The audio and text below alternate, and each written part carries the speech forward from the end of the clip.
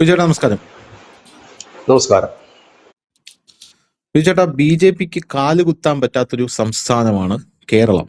അതുപോലൊരു സംസ്ഥാനമായി മാറിയിരിക്കുന്നു പഞ്ചാബും എന്നാണ് പല ആൾക്കാരും പറയുന്നത്. പഞ്ചാബ് BJP ഭരിച്ചിട്ടുണ്ട്, പക്ഷെ സ്വതന്ത്രമായിട്ട് BJP ഇതുവരെ പഞ്ചാബ് ഭരിച്ചിട്ടില്ല. സിഖുകാരുടെ ഒരു ആധിപത്യമാണ് പഞ്ചാബിലുള്ളത്. എങ്കിലും അവിടെ ഹിന്ദുക്കൾ ധാരാളമുണ്ട്. എനിക്ക് തോന്നുന്നു 33% ഹിന്ദുക്കൾ അവിടെ ഉണ്ട് എന്നാണ് ഞാൻ മനസ്സിലാക്കുന്നത്. അപ്പോൾ ആ പഞ്ചാബിൽ BJP എന്തെങ്കിലും ഒരു അത്ഭുതം പ്രവർത്തിക്കുമോ എന്ന് ഒരു 2-3 ആഴ്ചയായിട്ട് വലിയ ചർച്ചകൾ വരുന്നുണ്ട്. കാരണം ഇനി BJP ലക്ഷ്യം വെക്കുന്നത് പഞ്ചാബും തെലങ്കാനയുമാണ് എന്ന രീതിയിലുള്ള വലിയ വാർത്തകൾ കഴിഞ്ഞ ദിവസം നമ്മൾ കണ്ടിരുന്നു. അപ്പൊ ഈ ഒരു സാഹചര്യത്തിൽ പഞ്ചാബിൽ വലിയൊരു ഓപ്പറേഷൻ BJP നടത്താൻ പോകുന്നു എന്നുള്ളതാണ്. ഇത് ഓപ്പറേഷൻ താമരയോ ഓപ്പറേഷൻ അങ്ങനെയൊന്നുമല്ല, മറിച്ച് BJP അവിടെ ജനാധിപത്യ രീതിയിലൂടെ തന്നെ ഇനി പഞ്ചാബിൽ ഇലക്ഷൻ വരികയാൻ പോവുകയാണ്. ആ ഒരു സാഹചര്യത്തിൽ അവർ ഹിന്ദുത്വ ഏകീകരണം എന്ന് പറയുന്ന അവരുടെ കോർ ആയിട്ടുള്ള ആയുധം തന്നെ പുറത്തെടുത്ത് പഞ്ചാബിൽ ഭരണത്തിലെത്താൻ പോവുകയാണ് എന്നാണ് മനസ്സിലാക്കാൻ സാധിക്കുന്നത്. അവിടെ ഇപ്പോൾ ഹരിയാനയിലെ കറന്റ് ചീഫ് മിനിസ്റ്റർ ആയിട്ടുള്ള നയാബ് സിംഗ് സൈനിയെ അവിടെ രംഗത്തിറക്കാൻ പോകുന്നു എന്നുള്ളതാണ്. എന്താണ് അവരുടെ പ്ലാൻ എന്നുള്ളത് ആദ്യം നമുക്കറിയണം. നയാബ് സിംഗ് സൈനിയെ എന്തിനാണ് ഹരിയാനയിൽ നിന്ന് അങ്ങോട്ടേക്ക് ഇറക്കുന്നത്, എന്താണ് അതിലൂടെ അവർ ഉദ്ദേശിക്കുന്നത് എന്നുള്ളതാണ് എന്റെ ആദ്യത്തെ ചോദ്യം. രണ്ടാമത്തെ ചോദ്യം, ഈ ഹിന്ദുത്വ ഈ ഒരു ആശയം, അതായത് കോർ ഹിന്ദുത്വ ഏകീകരണം എന്ന് പറയുന്ന ഈ ആശയം ഇപ്പൊ BJPക്ക് കേരളത്തിലും ഏറെക്കുറെ മനസ്സിലായിട്ടുണ്ട് എന്നുള്ളത് സന്തോഷകരമായിട്ടുള്ള ഒരു കാര്യമാണ്. കാരണം ഈ ക്രിസ്ത്യൻ ഔട്ട്റീച്ചിന് പിറകെ പോകാതെ ഹിന്ദുത്വ ഏകീകരണം നടത്തി കഴിഞ്ഞാൽ കുറെയൊക്കെ വോട്ടുകൾ നമുക്ക് സമാഹരിക്കാൻ പറ്റുമെന്ന് BJPക്ക് ഒരു തോന്നലുണ്ട്. ആ തോന്നലിന്റെ പുറത്ത് കഴിഞ്ഞ ദിവസം ഞാൻ കണ്ട ഒരു വാർത്തയാണ്, ഈ ഉമ്മീദ് പോർട്ടലിൽ മുനമ്പത്തെ വഖഫ് ഭൂമി രജിസ്റ്റർ ചെയ്തു. എല്ലാ BJP സൈറ്റുകളിലും കണ്ട വാർത്ത എന്ന് പറയുന്നത്, അവര് നമ്മളടുത്ത് വരട്ടെ, നമ്മളൊന്നും ചെയ്യണ്ട, നമുക്ക് അതിലോട്ട് പോകണ്ട, VD സതീശൻ മുഖ്യമന്ത്രിയായി കഴിഞ്ഞാൽ 10 മിനിറ്റിൽ അത് തീർപ്പാക്കുവാണെന്നല്ലോ പറഞ്ഞു. പുള്ളി തീർപ്പാക്കട്ടെ, നമ്മൾ എന്തിനാണ് അരമന തിരങ്ങാൻ പോകുന്നത് എന്നാണ് എല്ലാ BJP സൈറ്റുകളിലും ഞാൻ കണ്ട വാർത്ത എന്ന് പറയുന്നത്. ഒന്നാമത്തെ കാര്യം. അടുത്തൊരു കാര്യം, KK രാഗേഷ് എന്ന് പറയുന്ന നമ്മുടെ CPM-ന്റെ നേതാവ് പറഞ്ഞിരിക്കുന്ന ഒരു കാര്യം, ഹിന്ദു ഏകീകരണം ഉണ്ടാകുന്നുണ്ട് കേരളത്തിൽ, അത് ഭയപ്പെടേണ്ട ഒരു കാര്യമാണ് എന്ന് പറഞ്ഞിട്ടുണ്ട്. അപ്പൊ എല്ലായിടത്തും, അതായത് BJPക്ക് ഇപ്പൊ ഇവര് പറയുന്ന നിങ്ങൾ BJPക്ക് എത്തിപ്പെടാൻ ഒരിക്കലും ഇവിടെ പറ്റില്ല എന്ന് പറയുന്ന സംസ്ഥാനത്ത് BJP അവരുടെ വേരുകളിലേക്ക് മടങ്ങിപ്പോയിരിക്കുന്നു എന്നല്ലേ നമ്മൾ മനസ്സിലാക്കേണ്ടത്? എന്ത് തോന്നുന്നു? BJP കേരളത്തിൽ മടങ്ങിയിട്ടുണ്ടോ ഇല്ലോ എന്ന് നമുക്കറിയില്ല. പക്ഷെ BJPക്കാരോട് പറയാനുള്ള മുനമ്പത്തെ വിഷയത്തിൽ നിങ്ങൾ ഇടപെടുന്നത് നല്ല കാര്യം തന്നെയാണ്. പക്ഷെ അതിനോടൊപ്പം തന്നെ കേരളത്തിൽ അങ്ങോളം ഇങ്ങോളം ഒരുപാട് ഹൈന്ദവ ക്ഷേത്രങ്ങളുടെ ഭൂമി കയ്യേറി അന്യാധീനപ്പെട്ട് പോയിട്ടുണ്ട്. അതുകൊണ്ടൊക്കെ തിരിച്ചു പിടിക്കാൻ വല്ലപ്പോഴൊക്കെ കൊടിയും പിടിച്ചെന്ന് ഇറങ്ങുന്നത് നന്നായിരിക്കും. കാരണം ക്ഷേത്രമാണല്ലോ. അപ്പം അതാണ് നമുക്ക് പറയാനുള്ളത്. സന്തോഷം. അത് രാഷ്ട്രീയ പാർട്ടിയാണ്, അവരുടെ തീരുമാനം എടുക്കുന്നത് അവരാണ്. എങ്കിൽ പോലും വോട്ടർ എന്ന നിലയിൽ പറയാനുള്ള എല്ലാ അവകാശവും നമുക്കുണ്ട്. ഇനി നമുക്ക് കാര്യത്തിലേക്ക് വരികയാണെങ്കിൽ പഞ്ചാബിന്റെ കാര്യം എടുത്തു കഴിഞ്ഞാല്, നമ്മള് പഞ്ചാബിനോട് ചേർന്ന് കിടക്കുന്ന ഒരു സംസ്ഥാനമാണ് ഹരിയാന. ഈ ഹരിയാനയില് BJP അധികാരം പിടിച്ചത് എങ്ങനെയെന്ന് വെച്ചാൽ, അവിടെ ജാട്ട് വിഭാഗം വളരെ പ്രബലമാണ്, 35% മേലുണ്ട്. ഈ ജാട്ട് വിഭാഗം കോൺഗ്രസിനോടൊപ്പം നിൽക്കുകയും BJP തകർന്നടിയുകയും ചെയ്യും എന്ന് പറഞ്ഞിരുന്നു. തനിഷിന് ഓർമ്മയാണ്, നമ്മൾ ഹരിയാന ഡിസ്കസ് ചെയ്തിട്ടാണ് ഒരുപാട് തവണ ഇലക്ഷന് മുമ്പ്. അപ്പോൾ ഞാൻ പറഞ്ഞത് സംഭവിക്കില്ല എന്ന് പറഞ്ഞു. അത് ഞാനത് പറയാനുള്ള ഒരു ലോജിക്ക് ഉണ്ടായിരുന്നു. RSS വളരെ ശക്തമായി പ്രവർത്തിക്കുന്ന ഒരു സംസ്ഥാനമാണ് ഹരിയാന. RSS എങ്ങനെയാണ് അവിടെ പ്രവർത്തിച്ചു തുടങ്ങുന്നത്? അവർ OBCയുടെ ഇടയ്ക്കും ദളിത് വിഭാഗത്തിനിടയ്ക്കുമാണ് RSSന്റെ ശാഖകൾ തുടങ്ങുന്നതും പ്രവർത്തിച്ചു തുടങ്ങുന്നു. അപ്പോൾ തന്നെ നമുക്കറിയാം ഇവരുടെ ഫൗണ്ടേഷൻ ഇവിടെ കിടപ്പുണ്ട്. ഓൾറെഡി BJP ഫൗണ്ടേഷൻ ഇവിടെ കിടപ്പുണ്ട്. ഇനി അതിനെ ഒന്ന് ക്രോഡീകരിച്ച് കൊണ്ടുവന്നാൽ ഈസി ആയിട്ട് ജയിക്കാൻ പറ്റും. അത് തിരിച്ചറിയാൻ കഴിയാത്തതുകൊണ്ടാണ് കേരള മാപ്പറകൾ തേഞ്ഞൊട്ടിപ്പോയത് ഹരിയാന തെരഞ്ഞെടുപ്പിൽ. നമ്മൾ പറഞ്ഞെടുത്ത് കാര്യം നിന്നതും അതുകൊണ്ട് തന്നെയാണ്. കാരണം ബേസ് കിടപ്പുണ്ട്, ബേസ് എടുത്താൽ പോരെ. ബേസിനെ കുറിച്ച് ഇവർ ചിന്തിക്കുന്നത്, ഇവർ കണ്ടിട്ടില്ല. കാരണം ഇവർക്ക് ഈ സംഘത്തിന്റെ പ്രവർത്തനത്തെ കുറിച്ചും ശാഖകളെ കുറിച്ചും വലിയ ഐഡിയ ഇല്ലാത്തതുകൊണ്ടാണ് അത് സംഭവിച്ചത്. ഗട്ടാറും ഒക്കെ അതിൽ നിന്ന് ഉയർന്നു വന്ന അവരുടെ RSSന്റെ പ്രധാനപ്പെട്ട മുഖങ്ങളിൽ ഒന്നായിരുന്നു ഗട്ടാർ, അവരുടെ പഴയ മുഖ്യമന്ത്രി. അതിനുശേഷമാണ് ഈ നവാബ് സിംഗ് സൈനിയെ കൊണ്ടിരുന്നത്. ഗട്ടാർ പോകാൻ കാരണം വെച്ചാൽ അങ്ങേരുടെ കയ്യിരിപ്പ് കൊണ്ടുപോയത് ഭയങ്കര ധാർഷ്ട്യവും അഹങ്കാരവും ഒക്കെ വന്ന് ആൾക്കാർക്ക് സഹിക്കാൻ പറ്റുന്ന ഇത് വന്നുകൊണ്ട് പോയതാണ്.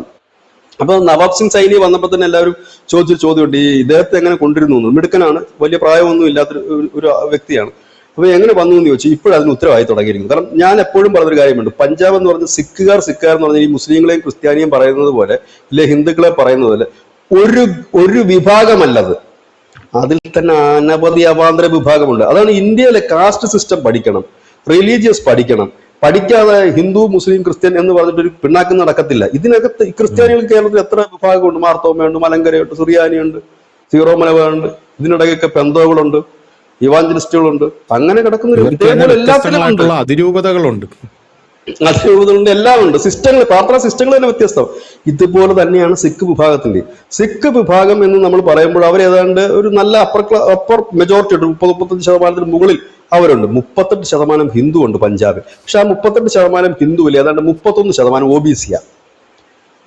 ഇനി വളരെ വിചിത്രമായ ഒരു കാര്യം കൂടെ പറയാം. നമ്മുടെ BSP ഇല്ലേ, ബഹുജൻ സമാജ് പാർട്ടി, നമ്മുടെ മായാവതിയുടെ BSP രൂപം കൊണ്ടത് എവിടെയാണ്? പഞ്ചാബിലാണ് രൂപം കൊണ്ടത്.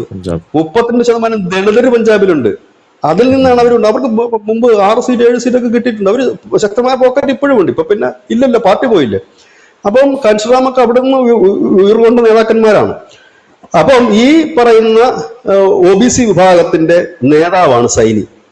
സൈനി എന്ന് പറയുന്നത് അദ്ദേഹത്തിന്റെ കാസ്റ്റാണ്. ആ കാസ്റ്റാണ് ഏറ്റവും വലിയ കാസ്റ്റ് പഞ്ചാബില്. പഞ്ചാബ്, ഹരിയാന, രാജസ്ഥാൻ, ഇവിടെ 3ഇടത്തും ഈ പറയുന്ന കാസ്റ്റ് ഉണ്ട്. ഈ കാസ്റ്റ് എന്ന ചെറിയ കാസ്റ്റ് അല്ല, അത്യാവശ്യം സമ്പന്നന്മാരും കൂടെയാണ് കേട്ടോ ഇവര്. ഈ OBC കാസ്റ്റ് ദൊഹാബ് ബെൽറ്റ് എന്നാണ് ഇവരെ പറയുന്നത് തന്നെ. ആ ബെൽറ്റ് പഞ്ചാബിലേക്ക് വരുമ്പോൾ NRI-യുടെ ഹബ്ബാണ്. ഏറ്റവും കൂടുതൽ NRIs ഉള്ളത് ഇവര് തന്നെ. അപ്പം ഇതൊന്നുണ്ട്. രണ്ടാമത്തെ ഒരു കാര്യം എന്ന് വെച്ചാൽ ദളിത് വോട്ട്. അതും കൂടി ഇവർക്ക് ക്രോഡീകരിക്കാൻ കഴിഞ്ഞാൽ അതായി 31-32 എത്രയായി? 63% വോട്ട് അത് തന്നെ ആയില്ലേ. ഇനി അപ്പർ ക്ലാസ് ഹിന്ദു ഉണ്ട് അവിടെ, ഖത്രി, തോറ എന്നൊക്കെ പറയുന്നിട്ട് ഉള്ള ഈ അപ്പർ ക്ലാസ് ഹിന്ദു ഉണ്ട് പഞ്ചാബിൽ. അത് കാലാകാലങ്ങളിൽ BJPക്ക് കിട്ടുന്ന വോട്ട് തന്നെയാണ്. അവരുടെ ഒരു ഒരു 5%, 6% കിട്ടിയാൽ, അതിലേക്ക് അതിന് പകുതിയോടെ കിട്ടിക്കഴിഞ്ഞാൽ ഈസി ആയിട്ട് ജയിച്ച് കയറാം. പിന്നെ ബാക്കി ശതമാനം ഇല്ലല്ലോ. പിന്നെ ഉള്ളത് ഇപ്പൊ ഈ അപ്പർ ക്ലാസ് ബാക്കിയുള്ള സിഖുകാരാണ്. അവരൊരു സ്ഥലത്തേക്ക് നിന്ന് കഴിഞ്ഞാൽ കാര്യമില്ല. ഇപ്പൊ സിഖുകാർക്കിടയിൽ തന്നെ ഒരു ചേഞ്ച് ആഗ്രഹിക്കുന്നുണ്ട്. കാരണം ഈ ആം ആദ്മി വന്നതിന് ശേഷം തൊഴിലില്ലായ്മ വർദ്ധിച്ചു. പിന്നെ മയക്കുമരുന്നിനെതിരെ പോരാട്ടം പോയിട്ട് മുഖ്യമന്ത്രി തന്നെ വെള്ളം അടിച്ചുകൊണ്ടാണ് നിയമസഭ വരുന്നത്. അപ്പൊ പിന്നെ എങ്ങനെയാണ് മയക്കുമരുന്നിനെതിരെ പോരാട്ടം നടക്കുന്നത്? പുള്ളിക്ക് തന്നെ ലെവലില്ല. അതൊന്ന്. പിന്നെ കോൺഗ്രസ് ആണെങ്കിൽ തന്നെ കാര്യമല്ലേ, അവിടുത്തെ ജനങ്ങളൊന്നും അവിടെ കാര്യമാക്കുന്നില്ല. മുഖ്യമന്ത്രി ഈ പഞ്ചാബ് ഞാൻ പോയിട്ടുണ്ട്. പഞ്ചാബിൽ ഞാൻ 2022 ഇലക്ഷൻ ഇതിന് റിപ്പോർട്ടിങ്ങിന് പോയിട്ടുണ്ട്. പഞ്ചാബിലൊക്കെ നമ്മൾ ചെല്ലാൻ കാണാൻ ജൂവലറി കണക്കാ, മദ്യക്കട നല്ല ഡെക്കറേറ്റ് ഒക്കെ ചെയ്ത് അടിപൊളിയായിട്ടാണ്. ഇഷ്ടംപോലെ മദ്യക്കടകൾ ധാരാളമുണ്ട്. പക്ഷെ അവിടെ സംഭവിച്ചെന്താണെന്ന് വെച്ചാൽ ഈ BJP ശിരോമണി അകാലിദളുമായി ഭരിച്ച സമയത്ത് ഞാൻ പറഞ്ഞല്ലോ, ശിരോമണി അകാലിദളം ഇതോടൊക്കെ ഒരു വൃത്തികെട്ട പാർട്ടിയെ ഞാൻ കണ്ടിട്ടില്ല.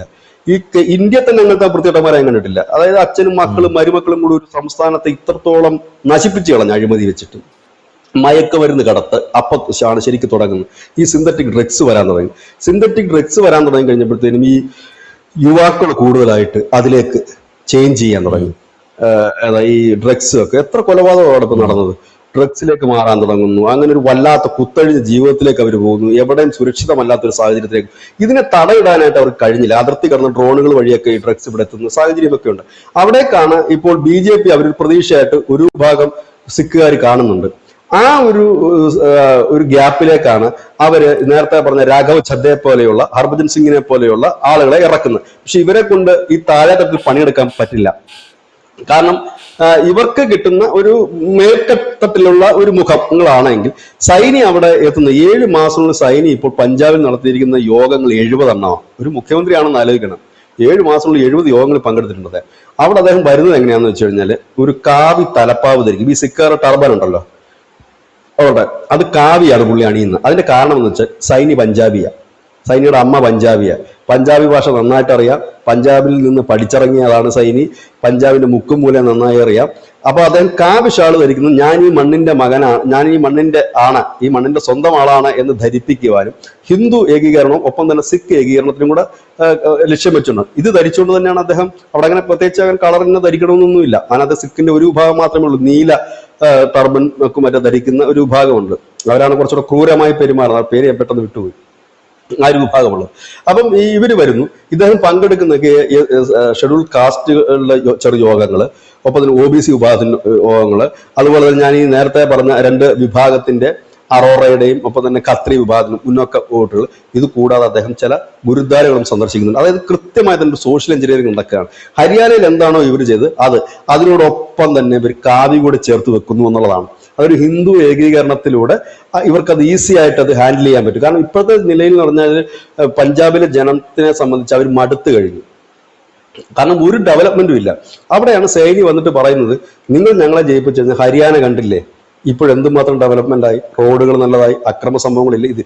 ഇതുപോലെ ഞങ്ങൾ പഞ്ചാബ് ആക്കി തരാം. പഞ്ചാബിൽ BJP സംബന്ധിച്ച് പ്രധാനപ്പെട്ട പ്രശ്നം എന്ന് വെച്ചാൽ പഞ്ചാബിലെ ജയിക്കുക എന്ന അവർക്ക് രാഷ്ട്രീയ കാരണമല്ലത്, രാഷ്ട്രത്തെ സംബന്ധിക്കുന്ന സുരക്ഷയുടെ പ്രശ്നമാണ് അവർക്ക്. കാരണം പഞ്ചാബ് പിടിച്ചെടുക്കുക എന്ന് പറഞ്ഞാൽ BJP സംബന്ധിച്ച് പഞ്ചാബ് പിടിച്ചെടുത്തിട്ട് വലിയ സംഭവമൊന്നുമില്ല. 117 MLA മാത്രമേ ഉള്ളൂ, 10 MP ഉള്ളൂ. ഈ MP കേട്ടിട്ട് പ്രത്യേകിച്ച് ഒന്നും ചെയ്യാനില്ല. പക്ഷെ അതല്ല ഇവിടുത്തെ പ്രശ്നം. പാകിസ്ഥാനുമായിട്ട് അതിർത്തി പങ്കിടുന്ന ഒരു സംസ്ഥാനമാണ്. അതിർത്തി സംസ്ഥാനങ്ങളെല്ലാം ഇപ്പൊ BJP ആണ് ഭരിക്കുന്നത്. അതായത് വടക്കിഴക്ക് സംസ്ഥാനങ്ങളായാലും ത്രിപുര ആയാലും ബംഗാൾ ആയാലും ഒഡീഷയുടെ ഭാഗങ്ങളായാലും ഒക്കെ, ഗുജറാത്ത് ആയാലും രാജസ്ഥാൻ ആയാലും. ഇപ്പൊ പഞ്ചാബ് കൂടെ വന്നു കഴിഞ്ഞാൽ ഏകദേശം ശരിയാവും. അപ്പൊ ചോദിക്കും കാശ്മീർ എന്താണെന്ന് വെച്ചാൽ കാശ്മീരിൽ പ്രധാന പ്രതിപക്ഷം BJP ആണ്. അവിടെ പിന്നെ ഇപ്പൊ ഒമർ അബ്ദുള്ള ഒരു ഫുൾ ഫ്ലെഡ്ജ് മുഖ്യമന്ത്രി അല്ലല്ലോ. അപ്പൊ പിന്നെ ആ ഒരു വിഷയം അവിടെ വരുന്നുമില്ല. അത് പട്ടാളത്തിന്റെ അണ്ടറിൽ തന്നെയാണ് അവിടുത്തെ ലോ ആൻഡ് ഓർഡർ ബാക്കിയുള്ള കാര്യങ്ങളെല്ലാം പോകുന്നത്.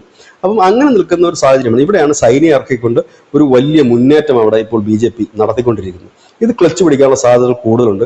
BJP ഇപ്രാവശ്യം അവിടെ ഒറ്റയ്ക്ക്, കാരണം ഇപ്രാവശ്യം അവർ പിന്നെ ഇതിന് പോലും പോകുന്നില്ല. ഏതാ ഈ പറയുന്ന അലയൻസിന് പോകുന്നില്ല. ശിരോമണി അകാലിൽ ഒരാളോട് അലയൻസ് വേണ്ടെന്നാണ് BJP പറഞ്ഞിരിക്കുന്ന ഒരു കാര്യം. അത് പഞ്ചാബിലെ കാര്യം. ഇനി കേരളത്തിലേക്ക് വരുമ്പോൾ കേരളത്തിലെ ഹിന്ദുക്കൾ പതുക്കെ മതം ചിന്തിച്ചു തുടങ്ങിയിട്ടുണ്ടെന്ന് പറഞ്ഞത് BJP-ക്കാരല്ല, RSS-കാരല്ല. പകരം പറഞ്ഞത് KK രാജേഷാണ് പറഞ്ഞിരിക്കുന്നത്. അദ്ദേഹം പറയുന്നതിന്റെ ഒരു വലിയ പൊരുളുണ്ട്. അതിന്റെ അർത്ഥം എന്താണെന്ന് വെച്ചാൽ അദ്ദേഹത്തിന് അത് എങ്ങനെ മനസ്സിലായി?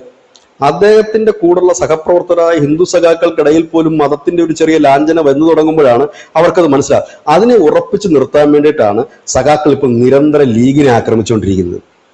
അവര് ഒരു ദിവസം അവരുടെ ഏതെങ്കിലുമൊക്കെ നേതാവ് എന്തെങ്കിലും പറഞ്ഞു കഴിഞ്ഞാൽ അതിനകത്ത് ലീഗിനെ ലക്ഷ്യം വെച്ചുകൊണ്ട് തന്നെയാണ് അവരത് ആക്രമിച്ച് മുൻപോട്ട് പോകുന്നത്. അതിന്റെ പ്രധാനപ്പെട്ട പ്രശ്നം എന്താണെന്ന് വെച്ചാൽ ഇവരുടെ കൂടെയുള്ള ഹിന്ദുക്കളെ ഒന്ന് സ്ട്രോങ് ആക്കി നിർത്തുക എന്നുള്ളതാണ്. മുഹമ്മദ് റിയാസ് ഒറ്റത്തവണയല്ലേ ഉള്ളൂ വന്ദേമാതരത്തിനെതിരെ പോസ്റ്റ് ഇട്ടത്. അതിനകത്ത് ഏതെങ്കിലും സഖാക്കന്മാർ ഏറ്റുപിടിച്ചായിരുന്നു ആ പോസ്റ്റ്? ഒരു സഖാവും ഷെയർ ചെയ്തില്ല, ഒരു സഖാവും ഏറ്റുപിടിച്ചില്ല. സാധാരണഗതിയിൽ അങ്ങനെയാണ് ഇവിടെ സംഭവിക്കുന്നത്. പിണറായി വിജയൻ തൊട്ട് താഴത്തുള്ള ബ്രാഞ്ച് സെക്രട്ടറി വരെ ഈ വന്ദേമാതരം എടുത്തിട്ട് അമ്മാനമാടേണ്ടതാ. വന്ദേമാതരത്തെ തൊടാൻ ഭയമായി തുടങ്ങിയ സഖാക്കൾക്ക് ഭയന്നു, ഒറ്റ പോസ്റ്റ് കൊണ്ട് ഭയന്നു. അതിന് താഴെ വന്നൊരു കമന്റ് എന്നെ ഒരുപാട് ചിന്തിപ്പിച്ചൊരു കാര്യമുണ്ട്. അതിന് താഴെ ഒരു സഖാവ് വന്ന് കമന്റ് ഇടുകയാണ്, സഖാവെ നമ്മുടെ കൂട്ടുള്ളത് കുറച്ച് ഹിന്ദുക്കളാണ്, അവരുടെ വോട്ടുകൂടെ നഷ്ടപ്പെടുത്തരുത് ഇതുപോലെ പോസ്റ്റ് ഇട്ടിട്ടത്. റിയാസിന് ഉപദേശം കൊടുക്കുകയാണ്.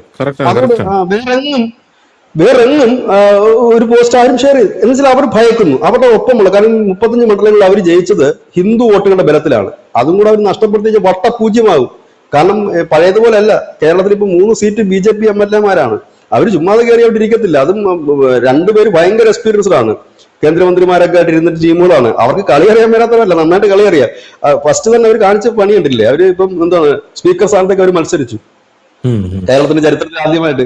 സംഭവം അവർ ജയിക്കുമോ തോക്കുമോ എന്നുള്ളതല്ല പ്രശ്നം. കേരളത്തിലെ ഒരു ചിന്ത വന്നത് 3 പേരും മത്സരിക്കുന്നു, BJP മത്സരിച്ചു.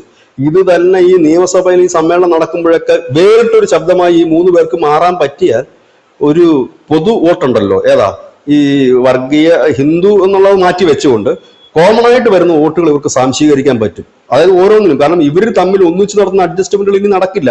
അഡ്ജസ്റ്റ്മെന്റുകൾ ചോദ്യം ചെയ്യാൻ മൂന്നാമതൊരു ശബ്ദം. പണ്ട് സുരേഷ് ഗോപി പറഞ്ഞ കണക്ക് ഇവരിൽ ആരെങ്കിലും ഒരാൾ ഉണ്ടായിരുന്നെങ്കിൽ ശബരിമല സ്വർണ്ണക്കൊള്ളയെ കുറിച്ച് ചോദിക്കാമായിരുന്നു.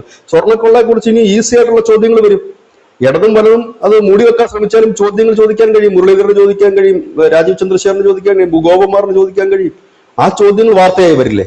മാധ്യമങ്ങൾക്ക് മുക്കാൻ കഴിയും. ഇപ്പൊ ഏതെങ്കിലും വാർത്ത ഏതെങ്കിലും മാധ്യമങ്ങൾക്ക് തിരസ്കരിക്കാൻ കഴിയും? ഒന്നുമില്ല.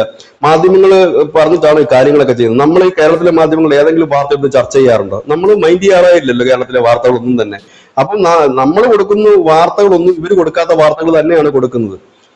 അപ്പം എല്ലാവർക്കും വാർത്തകൾ ഈ കാലഘട്ടത്തിൽ മൂടി വെക്കാൻ കഴിയില്ല. ഏതായാലും ഒരു ഹിന്ദു കൺസോൾട്ടേഷൻ നടക്കുന്നുണ്ടെന്നുള്ളത് ഒരു യാഥാർത്ഥ്യമാണ്. അത് പതുക്കെ നടക്കുന്നുണ്ട്. ആ ഹിന്ദു കൺസോൾട്ടേഷന്റെ പ്രധാനപ്പെട്ട പ്രശ്നം എന്താ? ഹിന്ദുവിന് താൻ സുരക്ഷിതനല്ല എന്ന് തോന്നി തുടങ്ങുന്നിടത്താണ് ഹിന്ദു ഏകീകരിക്കപ്പെടാൻ ശ്രമിക്കുന്നത്. ഇത് പണ്ടും നമ്മൾ പറയാറുണ്ട്. 10 അടി കൂടുതൽ കിട്ടുമ്പോൾ അവരൊന്നിച്ചോളും. കാരണം ഇതിനെ അടിയെ പ്രതിരോധിക്കണമല്ലോ. അത് ആ രീതിയിലേക്ക് പലയിടത്തും സുരക്ഷ, അതായത് അതാണല്ലോ ഒരു മനുഷ്യന് പ്രധാനപ്പെട്ട വേണ്ടത്. അത് ഇൻസെക്യൂർ ആയിടത്തുനിന്നും സെക്യൂർ ആയിടത്തേക്കുള്ളൊരു യാത്രയിലാണ് ഇപ്പൊ ഹിന്ദുക്കൾ ഇന്ത്യയിൽ ഉടനീളം. അതിന് അവർ കാണുന്ന ഒരു രാഷ്ട്രീയ പാർട്ടി BJP ആണ്. BJP അവരുടെ നിലപാട് എന്ന് മാറ്റുന്നു, അന്ന് ആ പാർട്ടിയുടെ തകർച്ചയും തുടങ്ങും.